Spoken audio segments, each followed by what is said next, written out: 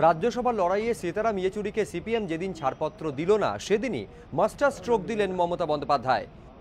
मीरा कुमार जी का नाम अगर राज्यसभा सीट के लिए बंगाल से, क्या आपका समर्थन है? मेरे को पास नहीं है। अगर कांग्रेस क्या करेगा इसका पता चलने के बाद हम डिसीजन ले सकते हैं, लेकिन मीरा जी अगर होता है तो हमारा कोई एतराज नहीं है। हमारा 6 सीट है, 5 सीट तो हमको मिलेगा, 1 सीट तो कांग्रेस सीपीएम हम लोग जो है मिलके जुल के हो जाएगा। तो अगर ऐसा कुछ कैंडिडेट कांग्रेस करे तो अच्छा ही है।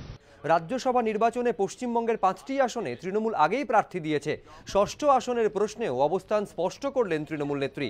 যদিও দ্বিধা দ্বন্দ্ব এখনো পুরোপুরি কাটিয়ে উঠতে পারল না সিপিএম।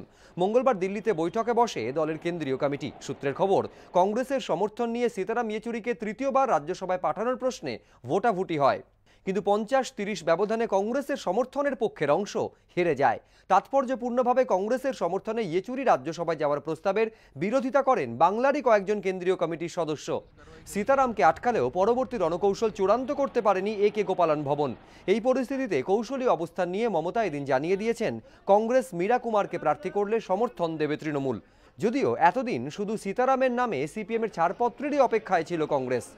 সোমবার দিল্লিতে অধীর চৌধুরী ও আব্দুল মান্নানের সঙ্গে বৈঠক করেন রাহুল গান্ধী। সূত্রের খবর, ওই বৈঠকে সীতারামের বিকল্প প্রার্থী হিসাবে মীরা কুমারের নাম নিয়ে আলোচনা হয়। আর এর পরদিনই মীরাকে সমর্থনের কথা ঘোষণা করলেন তৃণমূল নেত্রী।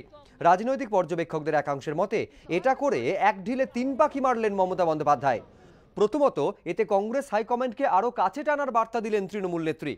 কারণ রাষ্ট্রপতি নির্বাচনে লড়েও হেরে গিয়েছেন বিরোধীদের প্রার্থী মীরা কুমার। তাই তাকে সমর্থন করে যদি বাংলা থেকে 6 বছরের জন্য রাজ্যসভায় পাঠানো যায়, তাহলে সোনিয়া গান্ধীকে বন্ধুত্বের বার্তা দেওয়া যাবে।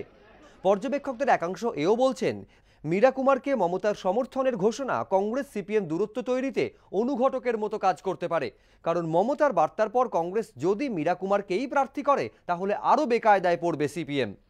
সেক্ষেত্রে তারা যদি মীরা কুমারের বিরুদ্ধে ভোট দেয় কিংবা গড়হাজির থাকে, তাহলে প্রশ্ন উঠবে, দুদিন আগে রাষ্ট্রপতি নির্বাচনে এই মীরা কুমারকেই তো ভোট দিয়েছিল তারা, তাহলে রাজ্যসভার ভোটে কেন উলটপুরান?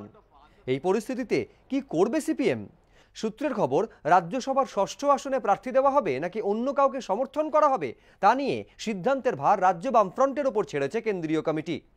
বিজেন্দ্র সিংহ, এবিপি আনন্দ, নয়াদিল্লি।